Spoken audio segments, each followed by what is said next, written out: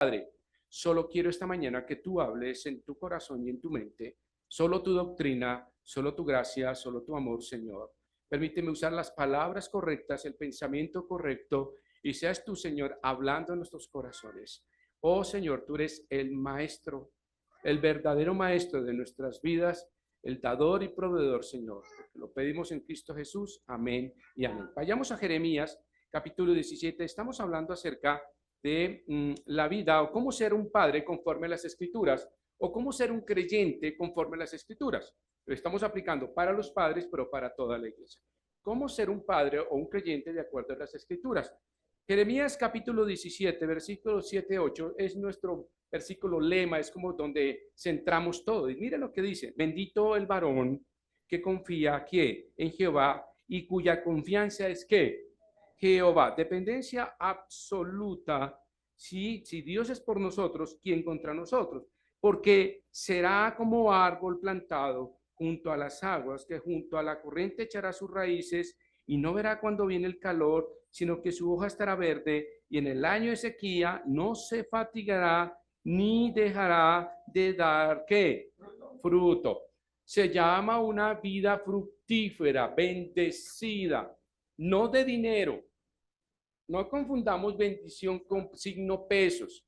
La bendición es solamente vea usted que si usted es salvo, esa es la mayor bendición que tiene en su vida. El mayor milagro que podemos ver es nuestras vidas transformadas por la palabra de Dios y salvos por gracia. Entonces, este es el hombre que confía en Jehová porque será como árbol plantado. Y hemos hablado entonces que definitivamente esto tiene que ver con el corazón. Si usted tiene un corazón de acuerdo al mundo, su hogar va a sufrir. Será usted un mal padre, ¿sí? ¿Por qué me dice, pastor, eso? ¿Me está ofendiendo? No, es que la Biblia dice que definitivamente si tenemos un corazón de acuerdo al mundo, seremos un desastre como padres. Nuestra influencia, ¿quién es el padre del que está en el mundo? Satanás. Vuestro padre es el diablo, dijo el Señor, no lo dije yo. Entonces, ¿qué hace el diablo? Viene para matar, robar y destruir. Y ha sido mentiroso desde el principio. Entonces, si un corazón es de acuerdo a esa línea familiar, su hogar no será bendecido. Pero si su corazón es conforme al corazón de Dios, como el rey David, su hogar será bendecido. Habrá bendición, habrá sabiduría. De tal manera que también teníamos una pregunta sencilla: ¿quién hallará un hombre de verdad? Así como se pregunta, ¿quién, dónde, mujer virtuosa, quién la hallará? El libro de Proverbios también nos pregunta, ¿un hombre verdadero o fiel, quién lo hallará? Pues la Biblia dice, sí está, aquel que confía en Jehová. Jeremías lo dice, el hombre que confía será como árbol que plantado, tendrá bendición.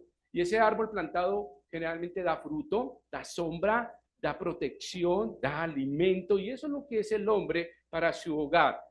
Es un hombre plantado junto a aguas de corriente a que su fruto a su tiempo da y su hoja no cae. Y en la sequía no tendrá sino verdor y no tendrá temor en momentos de las aflicciones. Eso es lo que hemos recogido. Muy bien, vimos entonces cuáles son las señales que usted debe tener como un creyente o un padre de acuerdo a las escrituras. Número uno, la señal número uno, tiene que ser salvo.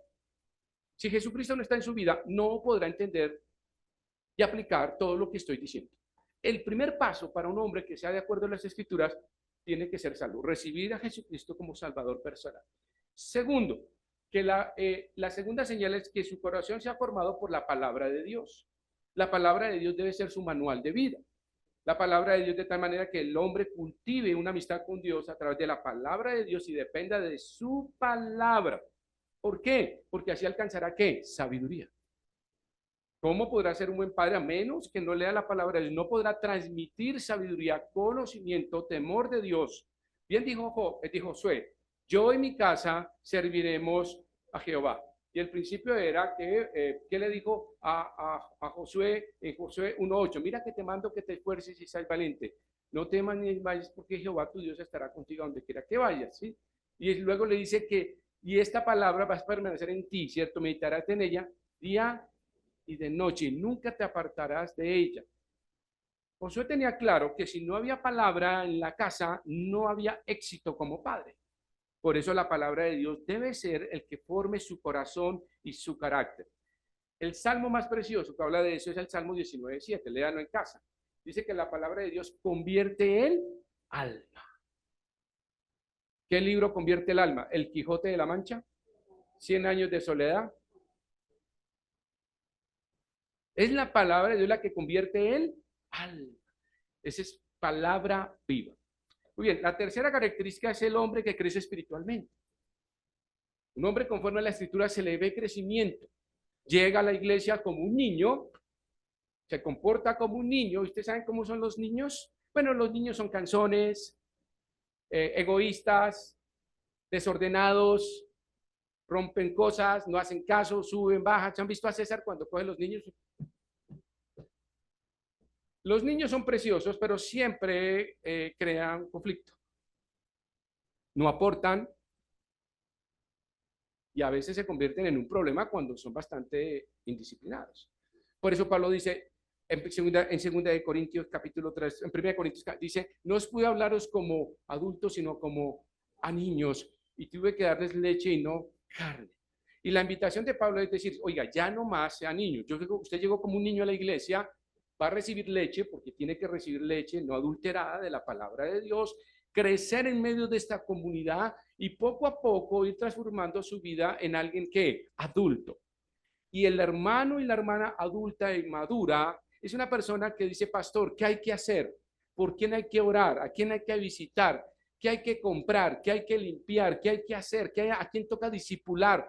¿Cómo van las misiones? Es decir, es alguien que es proactivo, interactúa con la iglesia y permite saber cuál es la necesidad. Es un doliente, en pocas palabras. Los niños no son dolientes de la iglesia. Los niños solo están diciendo, ¿y qué hay de refrigerio? Que vayan a subir, entonces algún niño, ¿y van a traer refrigerio? Sí, mi amor, tranquilo, no te preocupes. Tranquilo. Esos son los niños. ¿Qué me va a dar, pastor? ¿Qué me va a dar? ¿Qué me da? Más, yo quiero recibir, pastor. Pero el adulto que come carne dice, pastor, ¿qué hay que hacer? ¿Qué hay que hacer? ¿Qué más? Si alguno dice, yo ya tengo un ministerio. A mí me encanta cuando alguien me dice, yo ya tengo, quiero otro. ¿Y será que puedes? Tengo 2 brazos, pastor. Tengo 2 ojos. Yo puedo. Y qué lindo que alguien pueda decir, puedo tomar 2 ministerios. Maravilloso. Entonces, alguien que crece espiritualmente es aquel que sigue a Cristo, vimos número 1. Número 2, que termina con el pecado en su vida. Número 3, que renuncia a la pereza espiritual. Ese es alguien que crece, esas son las características. Número 4, es alguien que asiste a la iglesia. La iglesia permite que usted entienda qué pasa en los anuncios. ¿Qué necesidad hay? Abro un paréntesis, no hay bolsas de basura en la iglesia. ¿Qué vamos a hacer? Acérquese a César. ¿Conocen a César? César, ¿no hay bolsas de basura? No, no hay. ¿Sabe que esta mañana no había café? Y me dijeron, no hay café, pastor. Le dije, bueno, pues, bueno, no hay café. Y eso es grave, ¿cierto? Para una iglesia bautista eso es gravísimo. Pero una hermana dijo, fue y lo compró. No hay café para el otro día. ¿Por qué digo estas cosas? Porque el hombre espiritual, la hermana espiritual, asiste a la iglesia no para que solamente recibir, que es importante, sino para saber qué puedo hacer por la iglesia.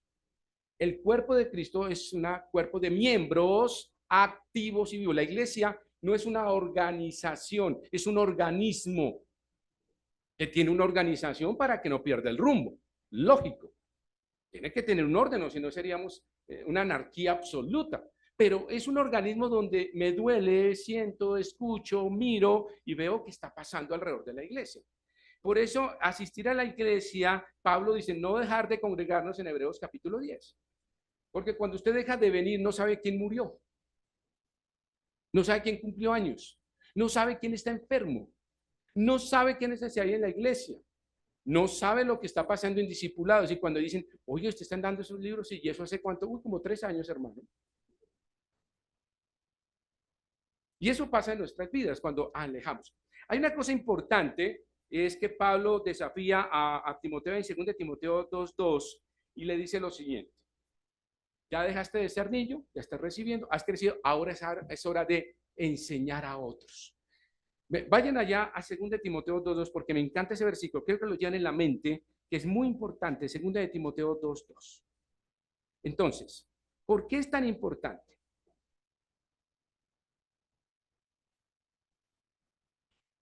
Porque, pastor, yo llegué aquí, ya llevo 3, 4 años, vengo fiel a la iglesia dominical, estoy en AFLE comenzando, ya tengo el discipulado. Y bueno, ¿y qué más hay? ¿Aquí para dónde? ¿Qué hacemos? Aquí está la respuesta. Si usted estaba en la iglesia, tiene que hacer esto que dice Pablo. No lo digo yo, se lo dice a Timoteo, que es su hijo espiritual.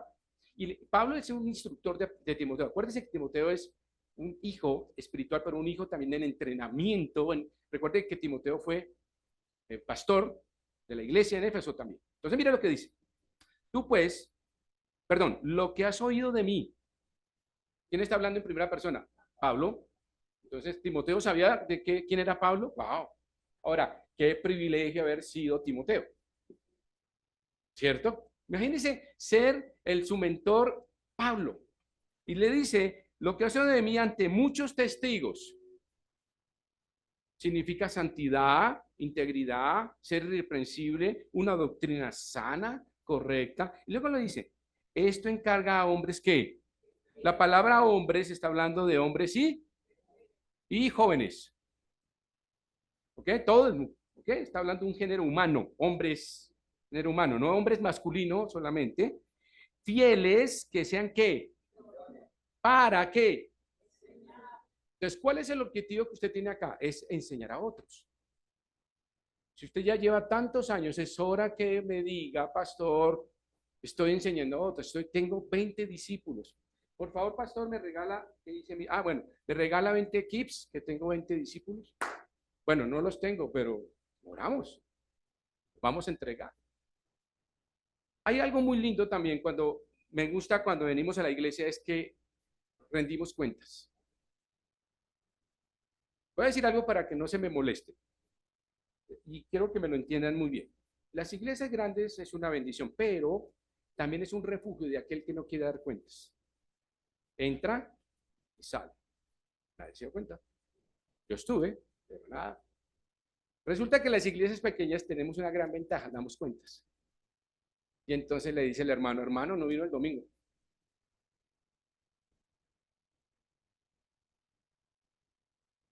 Perdón, ¿y se dieron cuenta? Todos, hermano. Cuando Elisa y Julio no vienen, todos nos damos cuenta.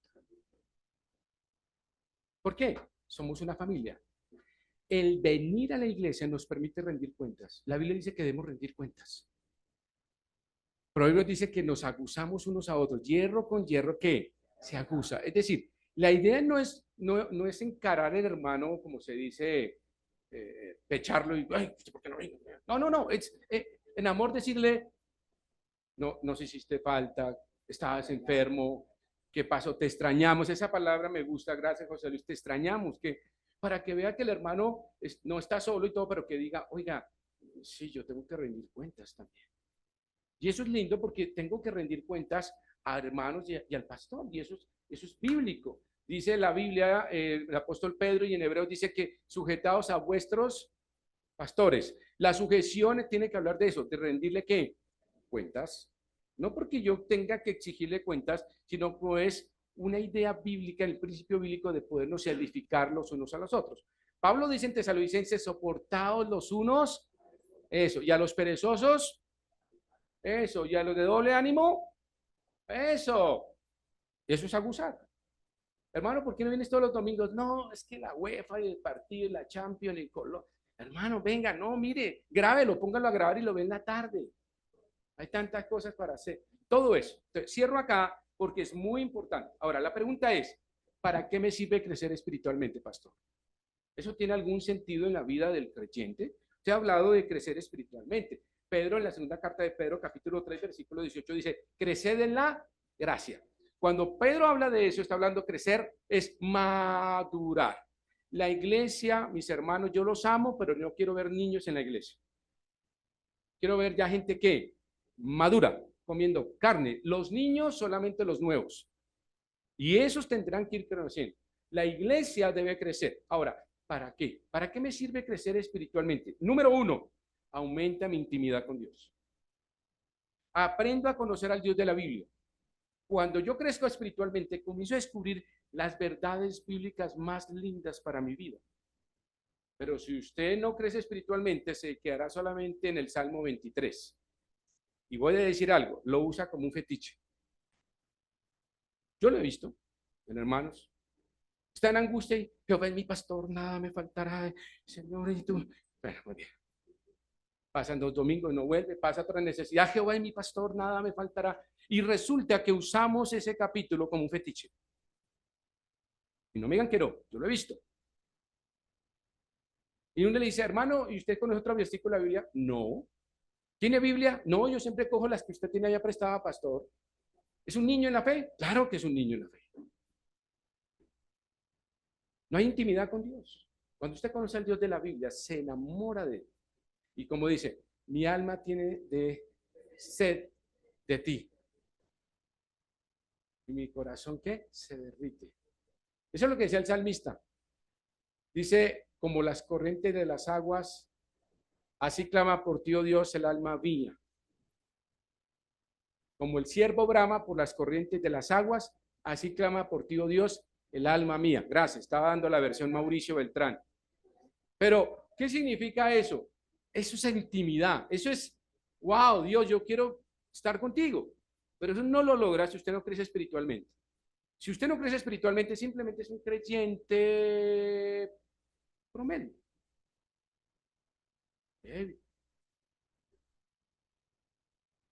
asiste ocasionalmente a la iglesia, que viene ocasionalmente, que pasa algunas cosas en la iglesia. Segundo, ¿para qué sirve crecer espiritualmente? Aumenta mi conducta como Cristo. Es decir, soy cada vez más como Cristo. O quiero que la mente y el carácter de Cristo. Algunos me dicen, ¿yo cómo tengo que comportarme, pastor? Como Cristo. Pero Cristo hace parte de la Trinidad. Mira a Cristo humano.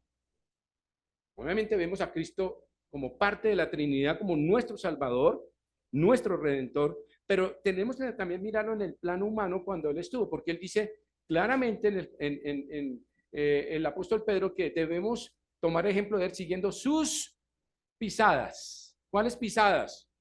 Las terrenales. ¿Cómo caminó Él? ¿Cómo fue su carácter? Entonces, eso me ayuda a conocer cómo debo comportarme y ser como Cristo. Tercero, aprendo a dar liderazgo a mi hogar. Si yo crezco espiritualmente, mi casa crece como espiritualmente. Si yo no soy un hombre o un creyente maduro, mi casa es un desastre. Solamente somos profesantes. Pero si yo crezco espiritualmente, me convierto en un líder y puedo decir, yo y mi casa serviremos a Jehová. Y de esa manera usted puede obtenerlo. Tercero, cuarto, crecer espiritualmente le ayuda a defenderse ante la tentación. Pastor, esta es la quinta caída en adulterio. ¿Qué hago, pastor? Y uno se pregunta, bueno, la quinta vez, ¿y cómo? No, pastor, yo iba caminando y ¡pum! Y me caí. No, eso no es cierto. Ustedes saben cómo es el proceso de un adulterio. Ustedes saben cómo es. No es un proceso de un día, sino de días, semanas. Pero cuando usted es espiritualmente maduro, sabe cómo defenderse. ¿Qué hizo José ante esa tentación? Okay. ¿Qué hizo Sansón? El hombre siguió con Dalila jugando al toma, dame, mentira. Y la Biblia dice que el que juega con fuego no se quemará, pero por supuesto. No, un guasacito ahí de perfilito me mandaron. Ay, eres muy especial. Y te mandan una manita y uno dice, ah, ese es un saludo de nada. No, cuidado. Cuidado con sus perfiles, cuidado con sus mensajes. Mi esposa puede revisar mi celular a partir de mañana. No, mentira. Yo tengo mi celular, ella sabe mi clave. Yo no estoy diciendo, ¿y dónde está mi celular? ¿Dónde está mi celular? ¿Dónde lo dejé? Y todos entran en angustia y cuando lo encuentran, y miran si alguien lo abrió. ¿Cierto? ¿No les ha visto esa angustia que entra? No, mi esposa me dice, aquí está, mira, te llegó un mensaje. ¿Quién era? No, un hermano que está enfermo. Ah, bien, amor, contéstale ahí que ya vamos a estar orando, estoy aquí ocupadito en otra cosa. Y así funciona. Me ayuda a soportar la tentación. ¿Cómo logró José eso? siendo maduro espiritualmente. No hay otra manera. También, cuarto, te ayuda a soportar la aflicción. Un hombre maduro, una mujer madura, soporta la aflicción. Dice el Señor Jesús, en el mundo tendréis aflicciones, pero confiad, yo he vencido al mundo. Un hombre maduro aprende a decir, pastor, estoy en esta aflicción, pero yo sé que mi Redentor vive. Y me encanta cuando me llaman a compartir una necesidad, pero me da gozo cuando dice, tengo la necesidad, pastor, ore por mí, pero estoy confiando en el Señor. Amén. Eso es algo maduro. No decir, tengo una aflicción, pastor, me voy a quitar la vida, ya que acabó todo, no vuelvo, yo no vuelvo a la iglesia, esto no sirve de nada, mire, no, es un niño en la fe. Obviamente necesita mi ayuda, obviamente necesita un rescate y una mano y decirte, ven para acá. ¿En quién has creído? Como dice la escritura, ¿no? Sabemos en quién hemos creído. Y venimos a ese niño a decirle, mira, Dios es esto, Dios es bueno, Dios es fiel, Dios provee, Dios es protector, Dios nunca se equivoca y cuando trae la aflicción tiene un propósito. Siempre, escúcheme, cada vez que venga una aflicción hay un propósito. Y Dios quiere que usted lo busque, que lo encuentre, para que corrija algo o para que madure algo. Así de sencillo. Entonces, el creyente maduro soporta la aflicción. Voy a dar un ejemplo sencillo. La hermana Jennifer. Hemos tenido semanas con su mami enferma, pues finalmente fallece y ella es en su dolor. Y le digo, Jenicita, ¿cuándo regresas, pastor? Yo creo que el fin de semana. Y ¿cuándo hacemos las honras fúnebres acá? Sí, pastor, yo quiero invitar a mi familia. Y como a los minutos, a media hora me contesta, pastor, acaban de hospitalizar a mi papá en la UCI. ¿Cómo así, Jenny? ¿Qué pasó? No, esto y aquello. Y salió de enterrar a su mamá y ahora tiene a su papá en la UCI. Entonces yo dije, Dios. Y hablé con Jenny y le dije, recuerda que Dios nos ha dado la paz que sobrepasa todo entendimiento. ¿Y sabe cómo fue la respuesta de ella, de un creyente maduro? Pastor, yo confío en Dios. Yo sé que Dios tiene el control. Y solamente lo que hago es compartir esa congoja, pero gozarme en su fuerza y en su ánimo espiritual. Eso hace que un creyente maduro está preparado para la aflicción, tiene toda la armadura puesta. Y por último, es un modelo. Un creyente maduro es un modelo en madurez y en fortaleza para la iglesia y para su hogar. Es un modelo, es un referente, es un inspirador. ¿Qué dijo Pablo? Sed imitadores de mí, así como yo de Cristo. Un creyente maduro tiene que llegar un día a decirle eso a otros. No por presunción, no, es que yo soy mejor que tú. No, no, no, no, sino por carácter de madurez cristiano. Y le tiene que decir, toma de ejemplo a mí, así como yo de Cristo. Todos en la iglesia tenemos la responsabilidad de ser unos referentes en madurez. Quien nos mire, un niño, un joven, me encanta, no por presunción, pero me encanta las maestras arriba, cuando yo subo a saludar a los niños, hola pastor, hola pastor, hola pastor, hola pastor. Y me encanta, no porque sea yo, sino que ya hay un referente para ellos espiritual. Sea yo, el pastor que llegue, el que tenga, pero ya existe una sujeción, un sentido de ver que hay un referente en su vida y que sabe que un pastor es el que cuida ovejas, que cuida su vida. Entonces, ¿todos tenemos que ser modelos? Claro que sí. Y por último, un creyente maduro tiene que enseñar a otros. Siempre tiene que ser y comprometerse en ello. Veamos entonces la siguiente. Quiero que vayan conmigo. Un corazón, de acuerdo a las escrituras, es un corazón que obedece. Perfecto, vamos muy bien. Es un corazón que obedece. Entonces ya vimos los primeros, ¿no? Corazón que está salvo, un corazón moldeado por la escritura, un corazón que, ¿cuál es el siguiente?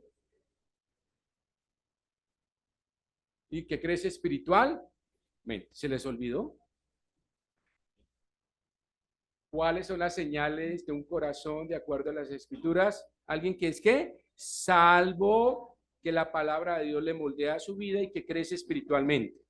Veamos la siguiente. Cuarto, es el corazón que obedece. Un corazón conforme a las escrituras es un corazón que es obediente. Veamos algunos ejemplos, por favor. Génesis capítulo 6, versículo 22. Habla de Noé. ¿Recuerdan de Noé? Vamos a ver algunos ejemplos. La obediencia es algo fundamental en la relación con Dios. Dios siempre honrará la obediencia, la fidelidad, la santidad. Si usted es obediente, Dios siempre le va a honrar. Va a extender su mano.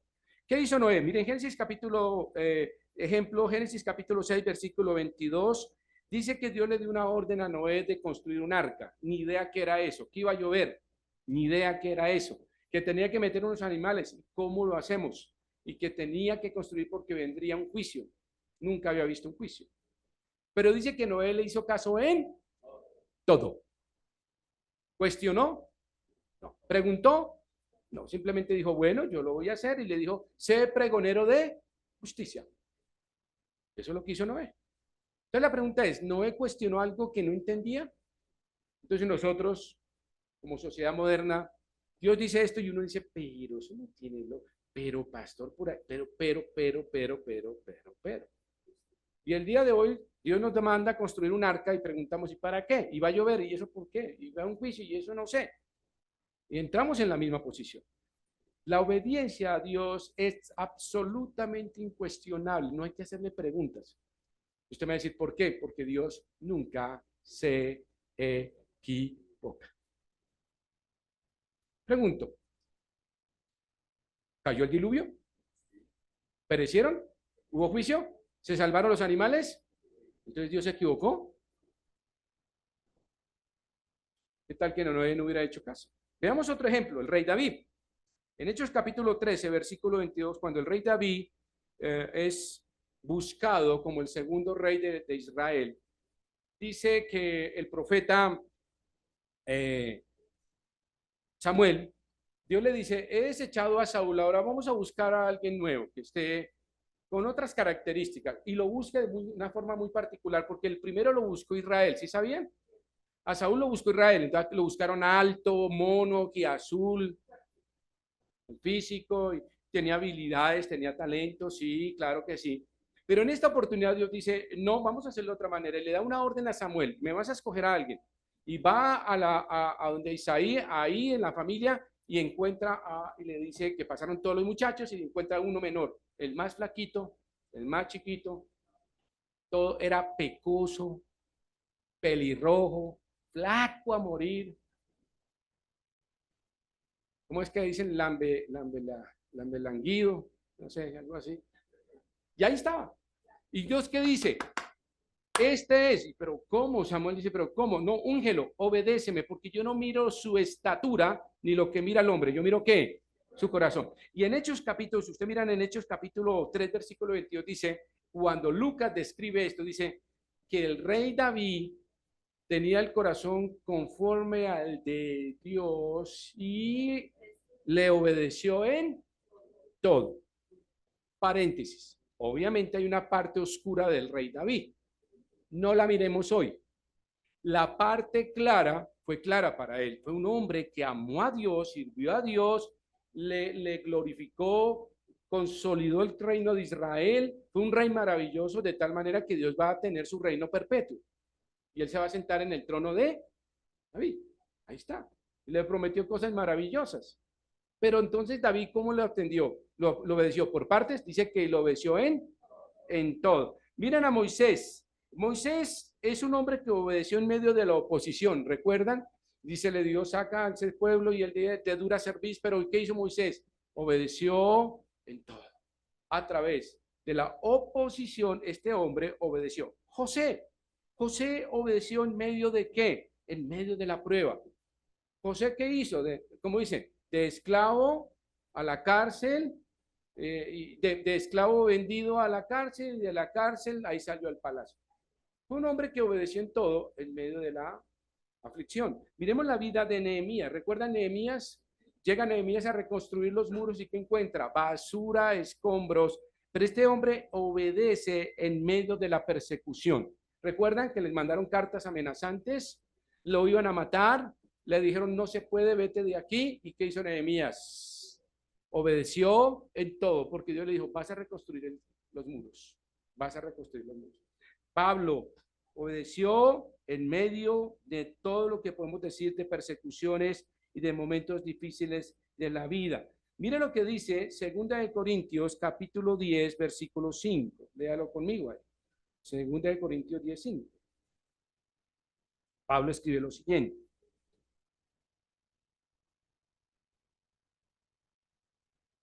Refutando argumentos y toda altivez que se levanta contra el conocimiento de Dios y llevando cautivo todo pensamiento, ¿a qué? A la obediencia, ¿de qué? A Cristo.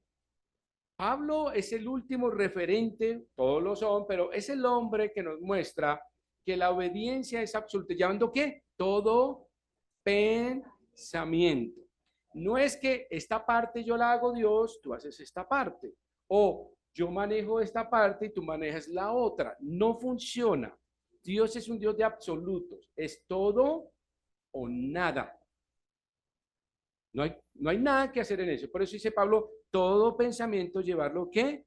A la obediencia a Cristo. Muy bien, entonces veamos algunos ejemplos de obediencia que también en el Nuevo Testamento nos debe animar. Vayan a Hechos capítulo 5, versículo 9. Ya vimos en el Antiguo Testamento a hombres que obedecieron, pero vamos a ver también aquí a escudriñar algunos elementos de la obediencia. Veamos algunos elementos. Hechos capítulo 5. Aquí hay algo bien interesante. Pedro se enfrenta a la persecución, ¿de acuerdo? Entonces, esta es la segunda persecución que hay en Jerusalén. Y ahí en Hechos capítulo 5, versículo 29, en esa persecución, Pedro estaba en la cárcel, recuerda, sale, ¿sí? Pero en el versículo 29 dice, respondiendo Pedro, bueno, del versículo 28 para entenderlo, diciendo, no os mandamos estrictamente que no enseñaseis en este nombre. ¿Cuál era la situación acá? Que les dijeron no prediquen. Punto. En ese nombre. ¿Cuál nombre? Jesús. Jesús. Y le dice, y ahora habéis llenado a Jerusalén de vuestra doctrina y queréis echar sobre nosotros la sangre de ese, ¿qué? Hombre. Están hablando ahí los fariseos. Entonces luego le dice, respondiendo Pedro y los apóstoles, es necesario, lea la palabra, obedecer a Dios antes que los hombres. Ese es un punto crítico. Entonces, esta es una de las características de la obediencia. Ya vimos ejemplos de obediencia, Noé, Abraham, José, el mismo Abraham cuando salió de los caldeos, Pablo. Pero aquí vemos algo más. Esos son ejemplos, pero esto es algo más del común nuestro, ¿cierto? Bueno, pastor, yo estoy en mi trabajo y mi jefe me dice que adultere un número, que le ponga un cerito más, que no pasa nada. ¿Y usted qué dice? Bueno, hay que obedecer primero al jefe que a Dios. ¿Qué hay que hacer? Primero hay que obedecer a Dios. Siempre que alguien le induzca a hacer algo en contra de la palabra de Dios, usted debe ponerse firme y decir, es que hay que obedecer primero a Dios que a los hombres. En las leyes del mundo y en las leyes colombianas, no todo lo legal es ético. ¿Lo sabían? La ley contempla muchas cosas. Ya la ley colombiana aprobó la cirugía transgénero. Y todo de ahí para atrás lo que ustedes saben. Entonces la pregunta es, si llega eso a mi vida, entonces, ¿qué yo debo hacer? Debo obedecer primero a Dios que a los hombres. Sencillo, todo lo que vaya en contra de la escritura, usted tiene que dar un paso al costado. Dice, no lo hago. Voy a dar solo un pequeño ejemplo de mi vida. En mi trabajo, mucho tiempo atrás, cuando salió la ley de la interrupción voluntaria del embarazo, que es el nombre, digamos, suave, en mi trabajo llegó mi jefe y me dijo, usted está incumpliendo una norma. Le dije, ¿cuál? Usted no está haciendo lo que dice la ley esta de la interrupción. No, yo no lo hago. Yo tengo objeción de conciencia. Dijo entonces, no, esta objeción no aplica acá, usted tiene que hacerlo. Le dije, no, yo no lo voy a hacer. Entonces queda despedido. Yo fui, saqué mis cosas del locker y me fui para la casa. Le dije, mi señora, estoy sin trabajo.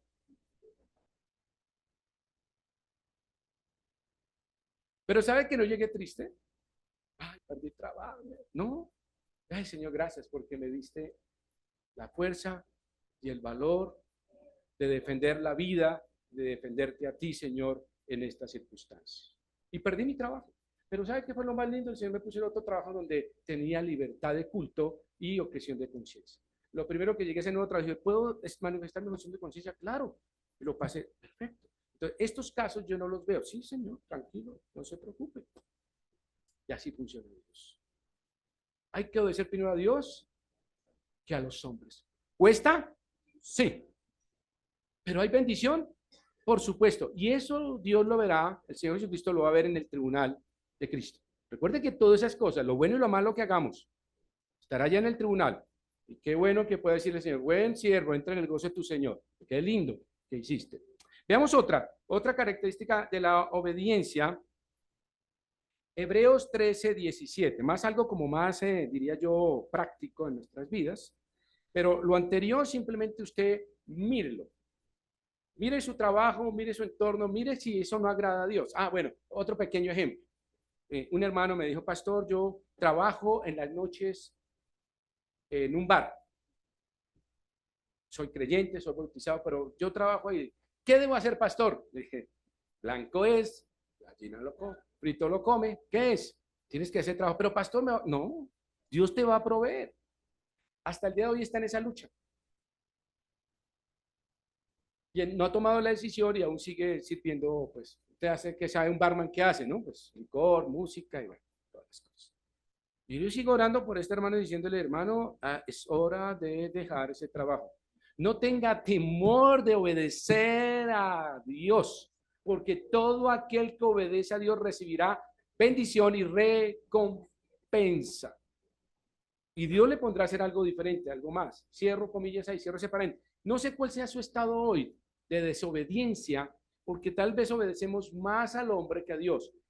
La perspectiva bíblica es Dios primero, luego el hombre. Dios primero, luego el hombre. Todo lo que va en contra de la escritura, no lo haga. Pedro lo sabía. ¿Qué hizo Pedro? Le dijeron, no enseña. Y él dice, no, yo tuve una gran comisión y si tengo que morir por ello, lo haré. ¿Pedro murió por ello? Sí, sí. Paréntesis, todos los apóstoles murieron o desterrados o martirizados. ¿Por qué? Porque obedecieron la gran comisión. ¿Tiene un costo? Sí. ¿Pero hay pérdida? No, porque hay una eternidad maravillosa. Entonces, no hay pérdida en eso cuando obedecemos a Dios. Mire lo que dice, vean la otra parte, Hebreos 13:17. Otro nivel, otra parte, otro componente de la obediencia. Porque a veces pensamos que la obediencia simplemente, bueno, obedecemos y obedecer es ir a la iglesia. Pues, sí, no. No, obedecer es cantar unos signos. No, no, no, no. La obediencia es algo más profundo porque marca tu relación con Dios. Marca lo que Dios quiere en tu vida. Hay algo bien interesante que la oración me permite hablar con Dios, Él me escucha, pero cuando su palabra llega, Él me habla y yo debo que actuar de esa manera.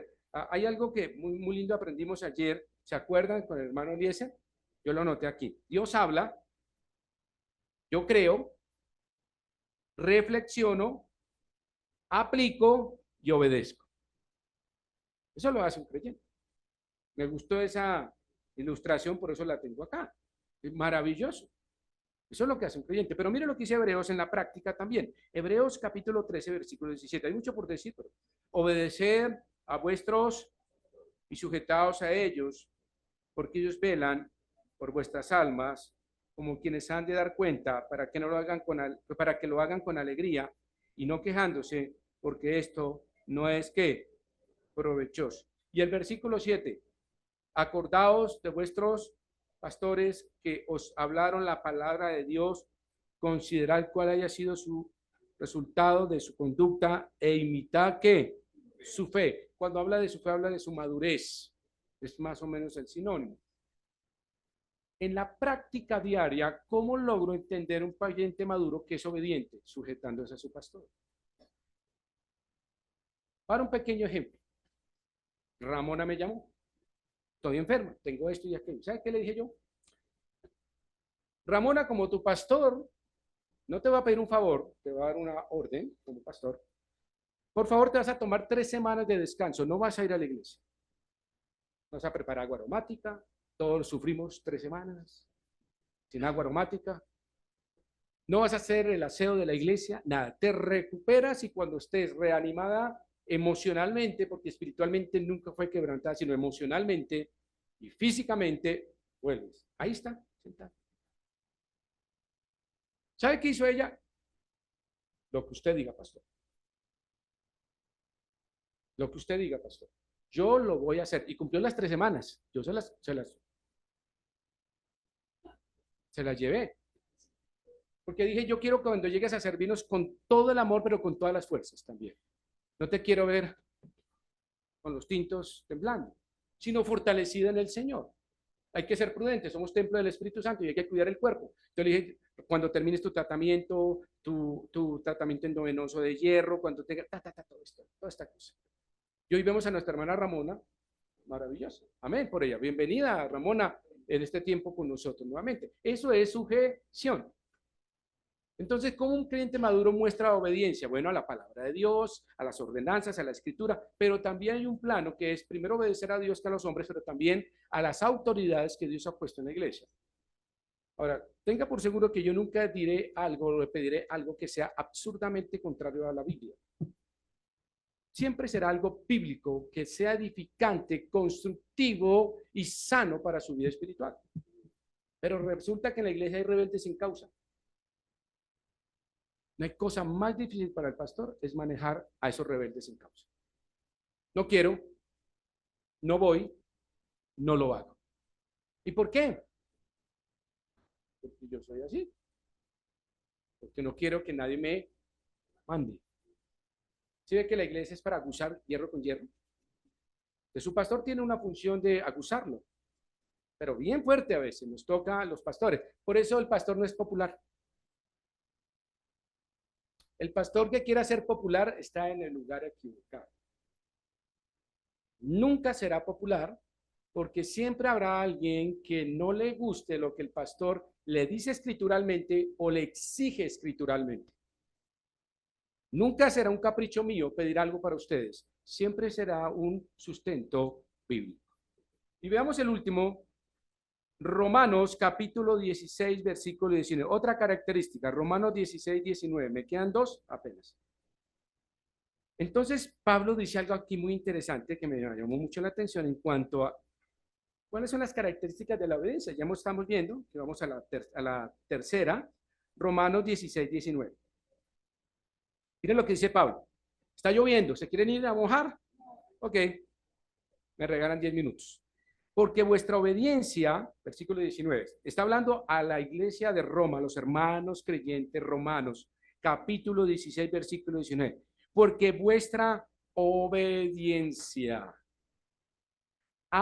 léalo despacito, ha venido a ser ¿qué? Notoria a todos. Así que me gozo de vosotros, pero quiero que seáis sabios para el bien e ingenuos para el mal. ¿Sabe que una parte, la característica, como las dos anteriores, la tercera, la gente tiene que ver en usted obediencia? ¿Qué dice la palabra?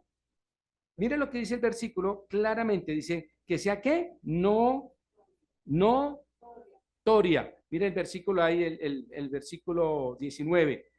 Entonces, ha venido a ser qué, notoria, es decir, sobresaliente. Entonces, se acerca a su jefe y le dice, oiga, ¿y usted por qué nunca se vuela de su trabajo antes de tiempo? En mi trabajo todo se vuela. Y una le pregunté a Dios, Señor, ¿por qué todos se vuelan y yo sí tengo que quedarme hasta esa hora? Ya a ellos no les pasa nada y nadie los ve. Salen por un lado donde hay cámaras, pero pasan por otro lado para que las cámaras no lo vean. Ya saben, es que... Entonces yo, Señor, pero, ¿cómo es el tema aquí? Y un día con sorpresa,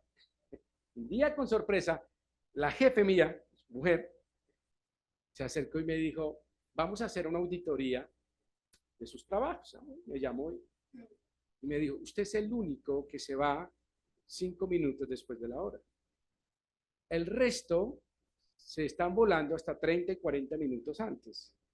habiendo cumplido la labor, pero hay una labor que no se puede ir, tiene que estar ahí porque pues hay que estar. El horario, ¿no? Así no haya nada que hacer, póngase a leer la Biblia, o bueno, no leen la Biblia, pero haga lo que sea. Y con sorpresa, cuando me dice, usted es el único, y le dije, jefe, lo felicito, gracias por su honestidad. Salí feliz, dichoso. Ahora cuento mis experiencias porque para compartirles el diario vivir que no es diferente a ustedes. Y yo dije, Señor, sí valió la pena quedarme 5 minutos. Perdón, ¿recibí más sueldo? No. ¿Recibí una prima adicional? No. Recibí que Dios me honró ante un jefe diciendo, reconozco que tu obediencia es notoria.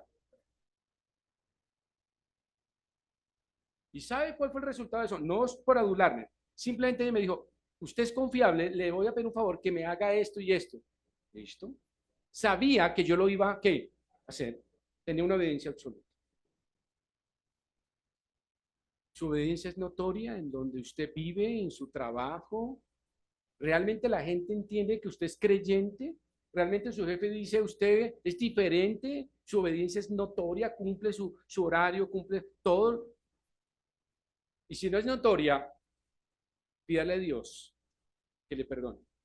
Porque Pablo dice, me gozo, dice el versículo, porque vuestra obediencia ha venido a ser ¿qué? Notoria. ¿A quiénes? A todos. Si yo llego a mi casa y le digo a mis hijos, me volé el trabajo, llegué temprano, soy un héroe, burlé las cámaras, ¿qué van a pensar mis hijos? ¿Qué van a hacer ellos en el futuro? Hijo de tigre. Van a hacer lo mismo. Y el día que yo diga, ay, ¿por qué te volaste del colegio? Eres papá, pero tú no te vuelas del trabajo. Entonces mi obediencia no ha sido ¿qué? Notoria. Y Pablo dice, todos tienen que reconocer en tu vida que obedeces a Dios. Que hay un Dios al cual tú sirves, adoras y amas más que cualquier cosa.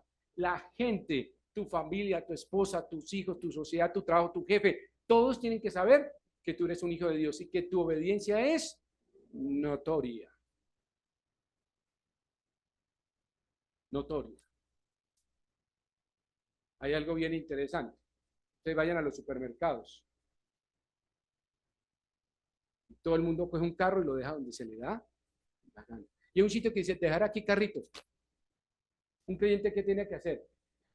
Coja el carrito y lo pone en ese lugar. Y será el único carrito cristiano que esté ahí. Pero usted obedeció. Los norteamericanos y algunos europeos, me encanta eso, porque en esa área es muy difícil de obediencia natural de las cosas naturales. Si a ti te dicen que tienes que parquearte aquí, es ahí, no acá. Que el carrito tienes que ponerlo acá, es ahí, no allá. Es decir, te crean una disciplina de obediencia que fácilmente cuando la palabra de Dios llega a tu vida, entiendes qué es lo que Dios quiere para tu vida y no te cuesta obedecer. Que sea notoria. Y termino con Primera de Pedro 1:22. Primera de Pedro 1:22. Hay mucho por decir. Gracias a Dios el Señor no ha vuelto todavía por su iglesia y tengo todavía mucho por predicar. Primera de Pedro, capítulo 1, perdón, 1:14 y la he ido en 1:22. Primero 1:14, otra parte de la obediencia. 1:14, mira lo que dice. Como hijos, ¿qué? Como hijos, ¿qué? Si usted no es obediente, no es obediente, no le hace versículo, pero le toca, mire. Como hijos obedientes, no os conforméis a los deseos que antes tenías como Sansón, estando en vuestra ignorancia, sino como aquel que os llamó es santo, sed también vosotros santos en toda vuestra ¿qué? Manera de vivir. Un área de la obediencia, como dice, si vosotros como hijos obedientes no os conforméis, significa santidad. Un hijo de Dios tiene la obediencia en acción y la demuestra en santidad. Significa, santidad es cada día me separo más del mal, amo más a Dios y me parezco más a Cristo. Eso es santidad. Entonces, cualquier hijo obediente, dice Pedro, un hijo obediente marca ese rumbo en su vida. Se llama santidad. Y veamos el último, en 1 de Pedro 1:22. Dice así, habiendo purificado vuestras almas, ¿por la qué? ¿Qué hace la obediencia? Purifica. Hace notoria tu santidad, tu madurez, te vuelves irreprensible. Mira un efecto de la obediencia. Alguien preguntaría, pero ¿para qué sirve la obediencia? Miren, vuelva a leerlo conmigo. Habiendo purificado vuestras almas por la obediencia a la verdad, mediante el Espíritu, para que el amor fraternal no sea fingido, amaos unos a otros entrañablemente de corazón puro. La obediencia me purifica. La obediencia me permite tener una vida de santidad. La obediencia, como dice, purifica vuestras almas por la obediencia a la verdad. ¿Qué es la verdad? Conoceréis la verdad. ¿Y quién es la verdad? Yo soy el camino, la verdad y la vida. Nadie viene al Padre sino por mí. Palabras del Señor Jesucristo. Que Dios nos ayude a seguir en obediencia. Y si usted hoy está en desobediencia, cierre sus ojos esta mañana conmigo, todos. Y allí en la intimidad, mire su corazón y diga, Señor, realmente, primero, soy un creyente, pero mi obediencia no es notoria. Mi obediencia es más a mis deseos, a mi comodidad. No quiero que nadie me mande, me diga, me ordene. Realmente estoy en desobediencia y sé que la Escritura dice que cuando estoy en desobediencia pierdo bendiciones. Tu mano se cierra. Amado Padre, esta mañana mira nuestro corazón. Perdona, Señor, nuestras desobediencias. No sé qué obediencias tendrán nuestros hermanos, cada uno en su intimidad lo tendrá, pero Señor, en esta mañana ruego que así sea. Nos limpies, nos laves, nos purifiques y permítenos, Señor, que si queremos tener un corazón de acuerdo a las Escrituras, tiene que ser un corazón obediente. Primero a ti, Señor, obedecer, más que a los hombres. Caminar en santidad. Una obediencia que me vuelva puro y santo, agradable a ti, Señor. Una obediencia en sujeción a la iglesia, en sujeción a ti, Señor. Y sobre todo que todos puedan ver que yo te obedezco, Señor. Que todos puedan decir, yo quiero tener ese carácter que tú tienes de obediencia en tu vida. Pedimos en Cristo Jesús. Amén y amén. Dios les bendiga.